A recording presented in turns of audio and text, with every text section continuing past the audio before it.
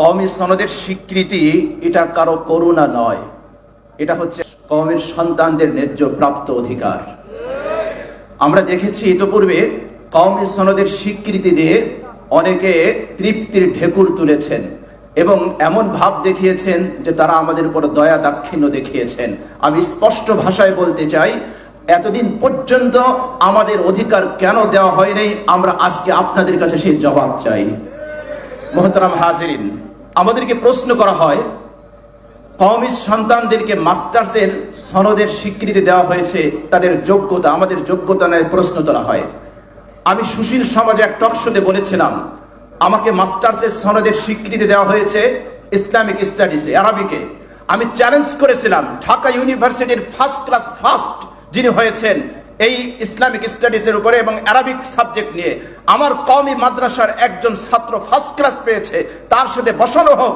যদি হাদিস, তাফসির, কোরআনে যদি আমার কওমি মাদ্রাসার ছাত্রদেরকে হারিয়ে দিতে পারে, তাহলে জীবনের মিডিয়ার সামনে কথা বলবো না। কিন্তু আমার সে চ্যালেঞ্জ তারা গ্রহণ করে নাই। আমাকে বুঝতে হবে, আমার স্বীকৃতিটা দেওয়া হয়েছে ইসলামিক স্টাডিজ এবং আরবিক সাবজেক্টের উপরে। আলহামদুলিল্লাহ সুম্মা আলহামদুলিল্লাহ, আমি কনফিডেন্টলি বলতে চাই, আত্মবিশ্বাস নিয়ে বলতে চাই, এই সাবজেক্টে কওমি মাদ্রাসার একজন সাধারণ শিক্ষার্থীর সামনেও ঢাকা ইউনিভার্সিটির একেবারে টপ লেভেলের ছাত্র কখনো এলেমে মোকাবেলা করে সক্ষম হবে না ইনশাআল্লাহ। মোহতারাম হাজিরিন, যদি প্রশ্ন করা হয় আমার স্বীকৃতির সনদের মূল্যায়ন আমি কিভাবে চাই, সোজা সাপটা কথা, সহজ জবাব, সহজ অ্যান্সার হচ্ছে, মাস্টার্স ডিগ্রি কমপ্লিট করে একজন ইউনিভার্সিটির ছাত্র সেই যে সুযোগ সুবিধা পাবে, কওমি মাদ্রাসা থেকে যারা মাস্টার্স কমপ্লিট করবে তারাও একই সুযোগ সুবিধা পাবে। তারা যদি ডক্টরেট করার সুযোগ পায়, এমফিল করার সুযোগ পায়, তাহলে আমার ছাত্র ভাইয়েরা তারাও ডক্টরেট এবং এমফিল করার সুযোগ তারাও লাভ করবে। তারাও যদি বিদেশে ডিগ্রি হাসিল করার সুযোগ পায়, আমরাও দাবি করতে চাই আমাদের ছাত্ররা, আমাদের ছাত্র ভাইয়েরা তারাও আন্তর্জাতিক লেভেলে ইউনিভার্সিটিতে গিয়ে তারাও সেই ডক্টরেট ডিগ্রি তারা হাসিল করতে চায়। আর তারা যেই ক্ষেত্রে চাকরির সুবিধা লাভ করবে, কওমি মাদ্রাসার ছাত্ররা মাস্টার্স ডিগ্রি কমপ্লিট করে তারাও সেই ক্ষেত্রে চাকরির সুযোগ লাভ করবে। প্রশ্ন আসতে পারে, এখন তো তাহলে তাদের যোগ্যতা কি?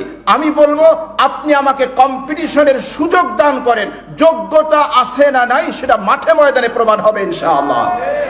যোগ্যতা, কম্পিটিশনের সুযোগ এসেছে ইন্টারন্যাশনাল লেভেলে হিফজুল কোরআন প্রতিযোগিতায়। আলহামদুলিল্লাহ, বারবার দেশের পতাকা উড্ডীন করে বাংলার দামাল ছেলেরা, হাফেজে কোরআনরা তারা ওয়ার্ল্ড চ্যাম্পিয়নশিপে অংশগ্রহণ করে তারা বিজয়ের মাল্য ছিনে এনেছে। আর তোমাদের ছেলেরা তারা ওয়ার্ল্ড চ্যাম্পিয়নশিপে যে তারা সেমিফাইনাল পর্যন্ত যেতে পারে না, ঠিক কিনা বলেন?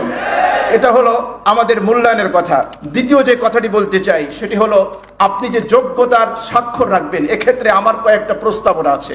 নাম্বার 1, আমাদের সিলেবাসের একটা মূলনীতি থাকা চাই। আমরা দেখেছি বিভিন্ন মাদ্রাসায়, এক মাদ্রাসায় এক ধরনের সিলেবাস পড়ানো হয়, এক জামাতে এক কিতাব পড়ানো হয়, আরেক জামাতে আরেক মাদ্রাসায় আরেক কিতাব পড়ানো হয়। না, এরকম চলবে না। সুনির্দিষ্ট নীতিমালা অনুসারে একই সিলেবাস সব জায়গায় পড়াতে হবে। 2 নম্বর হচ্ছে, আমরা যারা উচ্চতর ডিগ্রি যারা অর্জন করব, যারা মাস্টার্স লেভেল শেষ করব, সেই ক্ষেত্রে আমাদেরকে রাষ্ট্রবিজ্ঞান, বিচার ব্যবস্থা, সামাজিক বিজ্ঞান, তারপরে কম্পিউটার, ইংরেজি, লোক প্রশাসন, অর্থনীতি, আইটি সেক্টর, এই জায়গাগুলোতে আমাদের ট্রেনিং এর ব্যবস্থা থাকতে হবে।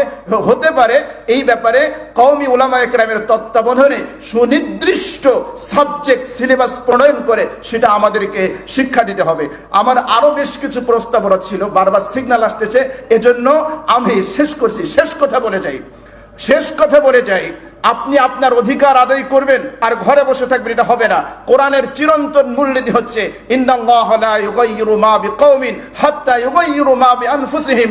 যেই জাতি তাদের অবস্থা পরিবর্তনের জন্য স্ট্রাগল করে না, সংগ্রাম করে না, আল্লাহ রাব্বুল আলামিন ওই জাতির ভাগ্যের পরিবর্তন করেন, অবস্থার পরিবর্তন করেন না।